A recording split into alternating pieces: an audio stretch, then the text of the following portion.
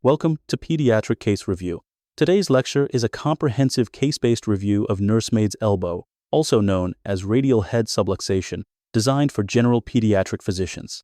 We will work through 15 carefully constructed clinical cases covering the full scope of this common pediatric condition, including clinical presentation and diagnosis, mechanisms of injury, physical examination findings, neurovascular assessment, pathophysiology and anatomy, differential diagnosis, imaging investigations, reduction techniques, post-reduction management, complications and recurrence, atypical and bilateral presentations, and management of reduction failure.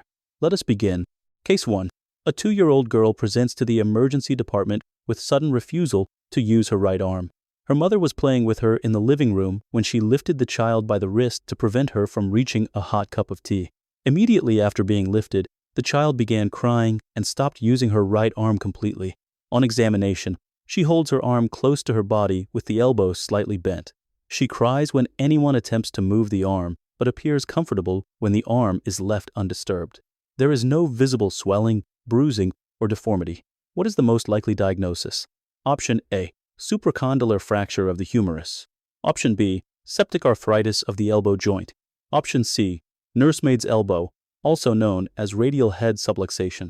Option D. Radial neck fracture. The correct answer is option C, Nursemaid's elbow. Nursemaid's elbow is the most common cause of acute upper limb pain in children aged 1 to 4 years. It occurs due to longitudinal traction on a pronated forearm, typically during activities like lifting, swinging, or pulling the child's hand. 6 key clinical features define this diagnosis.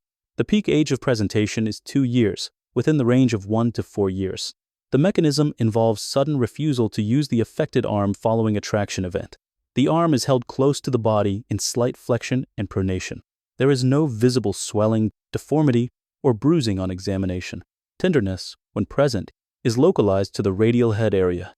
The child is comfortable when the arm is left undisturbed but distressed when it is manipulated. Case 2.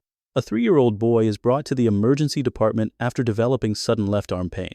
He was playing in the park when his father grabbed both hands and swung him in a circle for fun. Immediately after being put down, the child began crying and refused to move his left arm. He holds the arm close to his body with the elbow slightly bent and the forearm turned palm down. There is no visible swelling, bruising, or deformity. What is the primary biomechanical mechanism that caused this injury? Option A. Hyperextension of the elbow joint with posterior displacement. Option B. Longitudinal traction on a pronated forearm causing annular ligament displacement. Option C. Rotational force causing spiral fracture of the radial shaft. Option D. Direct impact trauma to the lateral epicondyle region. The correct answer is option B. Longitudinal traction on a pronated forearm causing annular ligament displacement. Understanding the pathophysiology explains both why this injury occurs and why it resolves completely with the correct maneuver. The annular ligament in young children is thin and loosely attached to the radial head. During longitudinal traction on a pronated forearm, the ligament slips distally. It then becomes trapped between the radial head and the capitellum. This creates the classic subluxation without a true dislocation. 2 age-related anatomical factors make young children uniquely susceptible. The radial head is smaller relative to the radial neck in children under 5 years. The annular ligament strengthens significantly after the age of 5, which explains why this injury is rare beyond that age. Case 3. A 3-year-old boy presents to the emergency department with his left arm held stiffly at his side. The elbow is slightly flexed and the forearm is in pronation. He resists all movement, especially supination. There is no visible swelling, deformity, or bruising. On palpation, mild tenderness is noted over the lateral aspect of the elbow. Neurovascular examination is completely normal.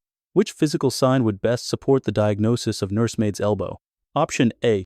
A palpable click during an attempted reduction maneuver. Option B. Significant swelling over the medial epicondyle. Option C. Decreased sensation in the ulnar nerve distribution. Option D. Inability to flex the wrist against resistance. The correct answer is option A. Resistance to supination, with a palpable click during reduction being pathognomonic. The slide identifies the correct answer as resistance to supination, which is the hallmark physical finding.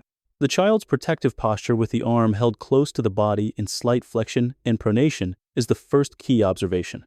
The child demonstrates marked resistance to supination and refuses to move the arm voluntarily.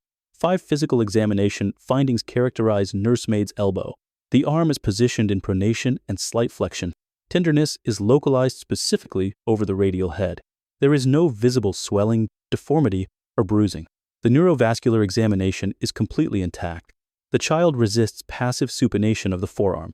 A critical diagnostic pearl. The palpable click felt during successful reduction is pathognomonic for nursemaid's elbow and confirms the diagnosis with certainty. Case 4. A 3-year-old boy presents to the emergency department after his father lifted him by both hands to help him step over a puddle. The child immediately began crying and refuses to use his left arm. On examination, he holds the arm close to his body with the elbow slightly flexed and the forearm in pronation. There is mild tenderness over the lateral elbow, but no visible swelling or deformity. What are the expected neurovascular examination findings in this patient? Option A. Decreased radial pulse with normal capillary refill and sensation. Option B. Normal distal pulses, capillary refill, and intact sensation. Option C. Absent posterior interosseous nerve function with normal circulation. Option D. Diminished sensation in the first web space with weak thumb extension. The correct answer is option B. Normal distal pulses, capillary refill, and intact sensation. Intact neurovascular function distal to the injury is a defining characteristic of nursemaid's elbow and is one of the key features that distinguishes it from more serious conditions such as fractures or vascular injuries. 5 specific neurovascular findings are expected in an uncomplicated nursemaid's elbow. Capillary refill is normal at less than 2 seconds. Distal pulses at the wrist are intact and equal bilaterally. Sensation in all fingers is completely preserved. Finger movement is preserved when the elbow is stabilized by the examiner. There are no signs of compartment syndrome. A critical clinical pearl. Always perform a thorough neurovascular assessment both before and after any reduction attempt to ensure that no iatrogenic injury has occurred during the procedure. Case 5. A 15-month-old infant develops sudden left arm pain and refuses to move it after rolling from a lateral to supine position while sleeping. The mother noticed the arm was trapped behind the back during the turn. Physical examination shows the arm held in pronation with tenderness over the radial head. Radiographs appear normal. Which anatomical feature explains the predisposition to this condition in young children? Option A. Thickened annular ligament with strong radial head attachment. Option B. Enlarged radial head relative to the radial neck diameter. Option C. Thin, loosely attached annular ligament allowing easy displacement. Option D. Rigid joint capsule preventing normal elbow mobility. The correct answer is option C. Thin, loosely attached annular ligament allowing easy displacement. In children under 5 years of age, the annular ligament is thin, lax, and loosely attached to the radial head. The radial head is also relatively small compared to the radial neck in this age group. During longitudinal traction, the ligament slips over the radial head and becomes trapped in the radiohumeral joint between the capitellum and the radial head. This results in radial head subluxation with pain and functional limitation. After the age of 5, 2 anatomical changes occur that dramatically reduce the risk of this injury. The annular ligament thickens and strengthens, becoming more securely attached. The radial head also enlarges relative to the radial neck, providing a more effective mechanical barrier against subluxation. These changes together explain why nursemaid's elbow is effectively self-limiting and resolves as a clinical problem with age. Case 6. A 3-year-old boy presents to the emergency department with left arm pain and refusal to use the limb after falling from a playground slide onto his outstretched hand. His mother reports he landed on his left side and immediately began crying. On examination, he holds his arm close to his body in slight flexion and pronation, with tenderness over the lateral elbow. There is no obvious deformity or swelling, but he resists any attempt to move the elbow, given the mechanism of a fall onto an outstretched hand, which condition must be ruled out before diagnosing nursemaid's elbow. Option A. Lateral epicondylitis. Option B. Supracondylar fracture. Option C. Septic arthritis of the elbow. Option D. Osteomyelitis of the radius. The correct answer is option B. Supracondylar fracture. While nursemaid's elbow is common in this age group, the mechanism of a fall onto an outstretched hand significantly changes the differential diagnosis and mandates imaging before any reduction attempt. For features distinguish a supracondylar fracture from nursemaid's elbow. Supracondylar fractures occur via a fall onto an outstretched hand mechanism, while nursemaid's elbow occurs via axial traction, such as pulling or lifting. Supracondylar fractures typically produce visible swelling and deformity, while Nursemaid's elbow produces none. Pain in supracondylar fractures is present even at rest, while in Nursemaid's elbow the child is comfortable when the arm is undisturbed. Supracondylar fractures may involve neurovascular compromise, while Nursemaid's elbow always has a normal neurovascular examination. The clinical pearl to apply in practice. Any fall mechanism in a child with elbow pain warrants radiographic evaluation to exclude fractures before considering Nursemaid's elbow. Case 7. A 2-year-old girl presents to the emergency department with sudden onset of right arm pain after being lifted by her wrist while reaching for a toy. She refuses to use the affected arm and holds it close to her body in slight flexion and pronation. Physical examination reveals no swelling, bruising, or deformity. There is mild tenderness over the radial head, and the child resists any attempt to move the elbow. Neurovascular examination is completely normal. Based on this classic presentation, what is the most appropriate approach regarding imaging? Option A. Order immediate plain radiographs of the elbow before any intervention. Option B. Perform ultrasound of the elbow to confirm diagnosis. Option C. Proceed with clinical diagnosis without imaging in typical presentations. Option D. Obtain a computed tomography scan to rule out occult fractures. The correct answer is Option C.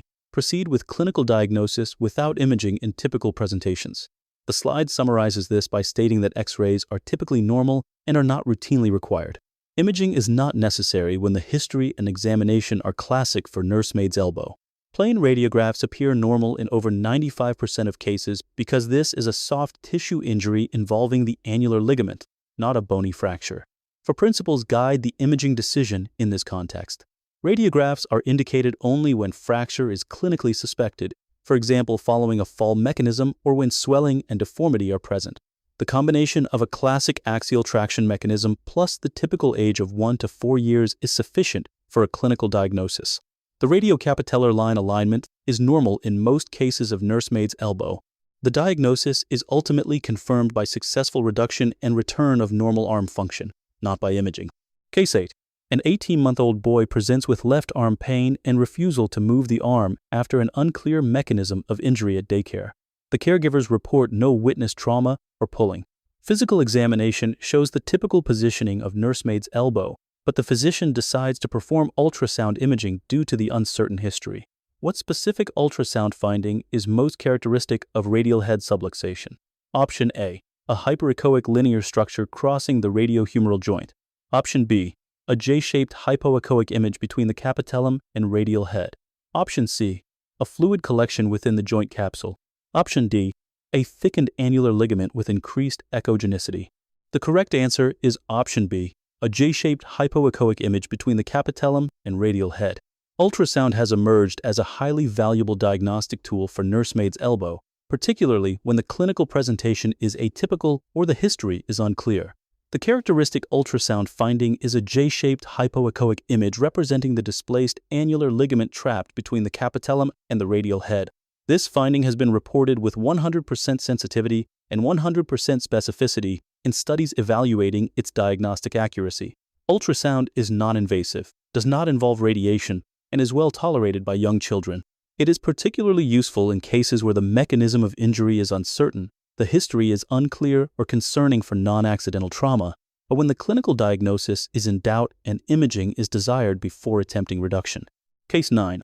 A 2-year-old boy presents to the emergency department with left arm pain after being pulled by the wrist while crossing the street. He holds his arm close to his body in slight flexion and pronation, refusing to move it. Physical examination reveals tenderness over the radial head with no swelling or deformity. You suspect Nursemaid's elbow and prepare to perform closed reduction. Which reduction technique has the highest first attempt success rate for Nursemaid's elbow? Option A. Supination flexion technique. Option B. Hyperpronation technique. Option C. Hyperextension with traction. Option D. Passive range of motion exercises. The correct answer is Option B. Hyperpronation technique. Recent randomized controlled trials demonstrate that the hyperpronation technique significantly outperforms the traditional supination flexion maneuver as the first-line reduction method. 3 key pieces of clinical evidence support this recommendation. Yolisai and colleagues in 2019 reported an 85% first attempt success rate with hyperpronation compared to 53% with supination flexion. Green and colleagues in 2006 demonstrated reduced pain perception during the hyperpronation procedure. A Cochrane review published in 2017 confirmed the superior efficacy of hyperpronation as the initial maneuver. The technique involves supporting the child's elbow while applying gentle pressure over the radial head and hyperpronating the forearm with controlled traction. It is less painful, has higher parental satisfaction scores, and is now recommended as the first-line technique for nursemaids' elbow reduction in clinical practice. Case 10. A 3-year-old boy presents with left arm pain after being pulled by his hand while crossing the street. Initial attempts at hyperpronation technique were unsuccessful due to patient cooperation issues. The pediatrician decides to use the supination flexion technique as an alternative approach. The child is calm and cooperative for the second attempt.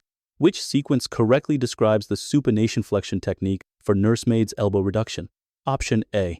Apply downward traction, then hyperpronate the forearm while flexing the elbow to 90 degrees. Option B. Support the elbow, supinate the forearm completely, then flex the elbow while maintaining gentle upward pressure. Option C. Hyperextend the elbow first, then apply rapid supination with simultaneous pronation.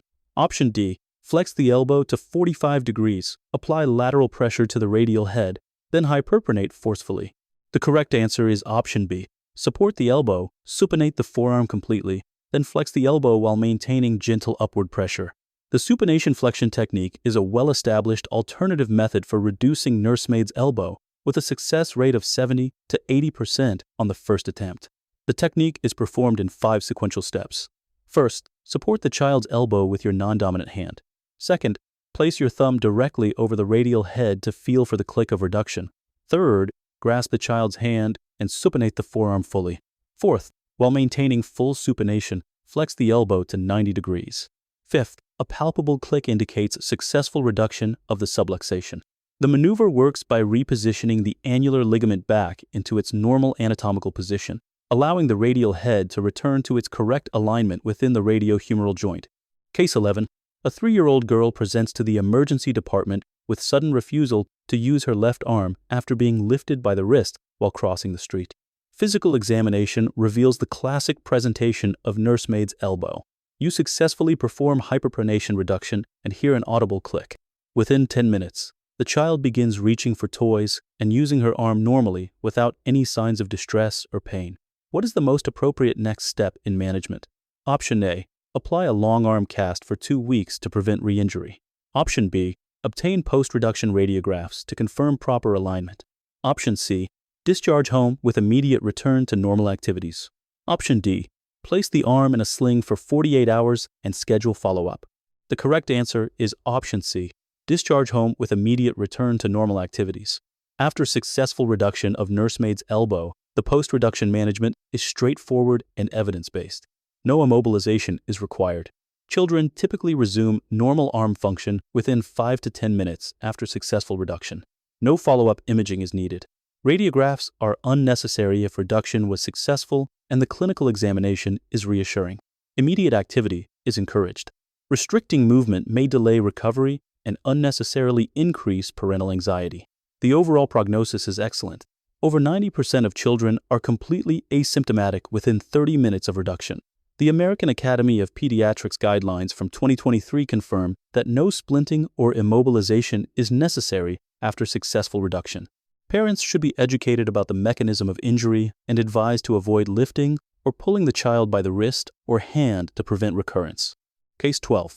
A 2-year-old girl presents to the emergency department for the 3rd time in 4 months with left arm pain and refusal to use her arm. Each episode occurred after being lifted or pulled by the hand during play. Previous episodes resolved completely after closed reduction.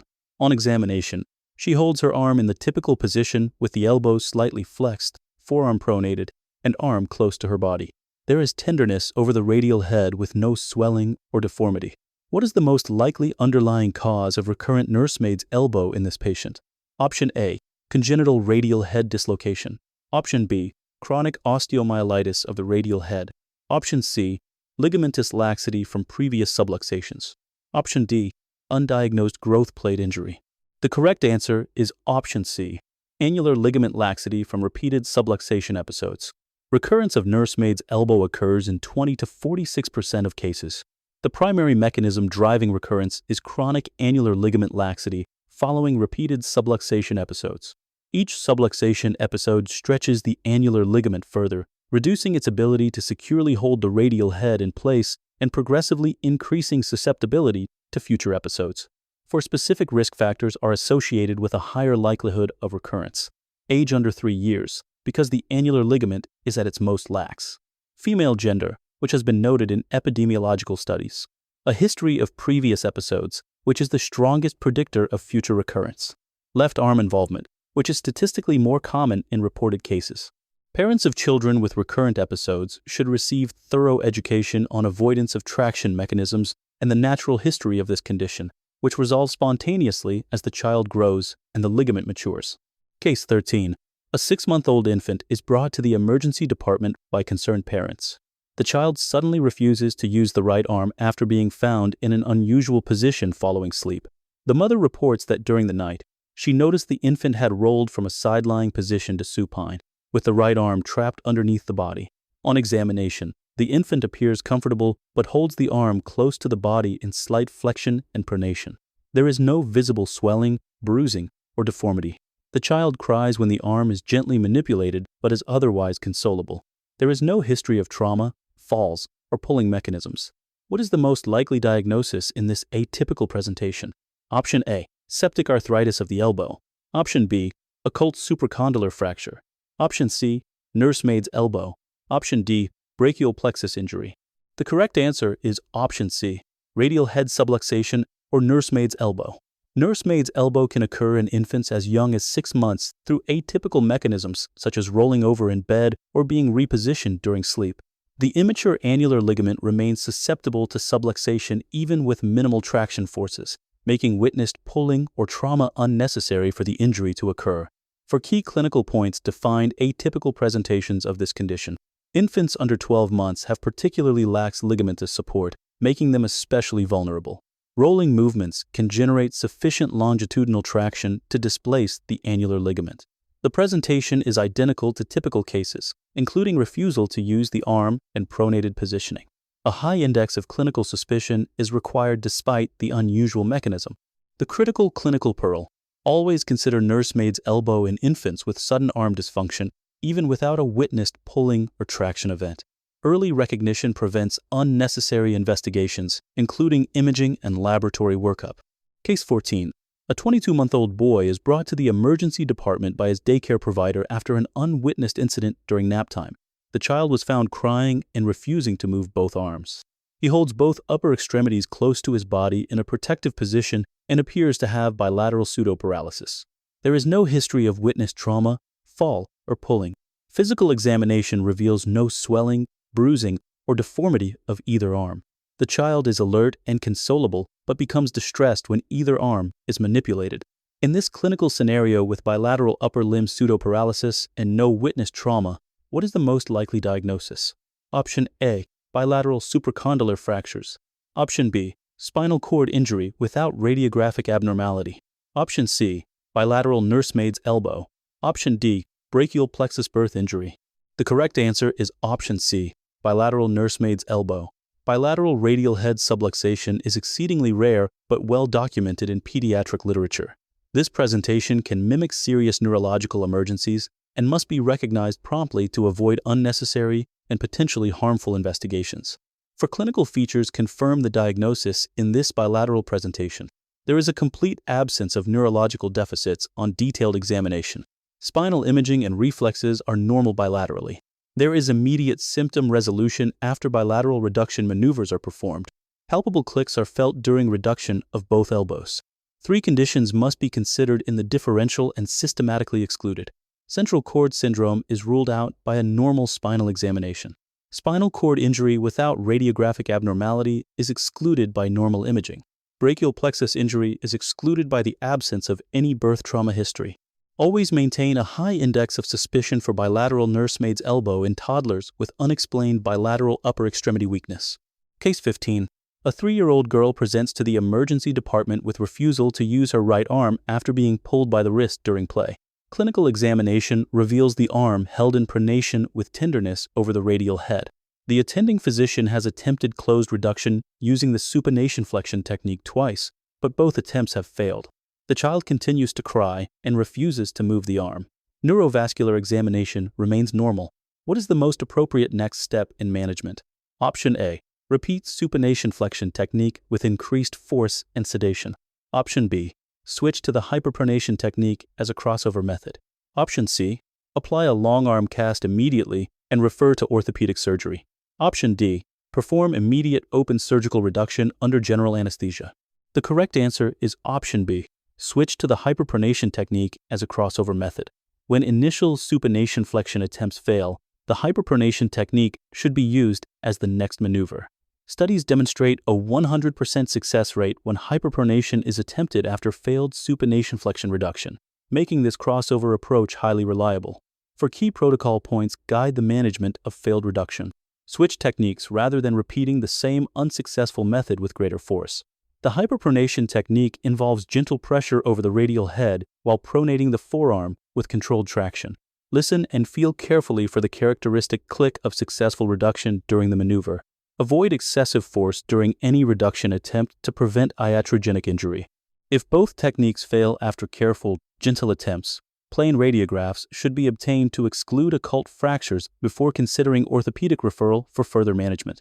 Open surgical reduction is not indicated and should not be considered until all closed reduction options have been exhausted.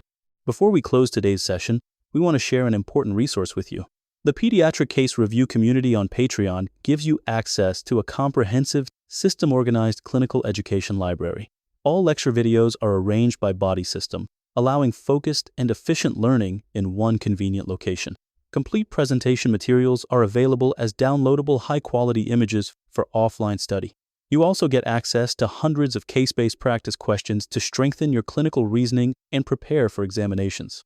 If you would like to join and get the subscription details, simply comment below on this post, and we will message you directly. And that brings us to the end of today's comprehensive case-based review of Nursemaid's elbow. Over 15 cases, we mastered the full clinical approach to this common pediatric condition. We covered clinical diagnosis based on history and examination, the biomechanical mechanism and the anatomy that makes young children uniquely susceptible, how to perform and interpret a complete physical and neurovascular examination when imaging is and is not indicated, how to perform both the hyperpronation and supination flexion techniques, evidence-based post-reduction management with immediate return to activity, how to manage recurrence, atypical presentations, bilateral cases, and reduction failure. Please follow Pediatric Case Review for more expert-led, case-based pediatric content. Subscribe for weekly case-based medical education, share this presentation with your colleagues, and leave your questions in the comments below. We are here to help.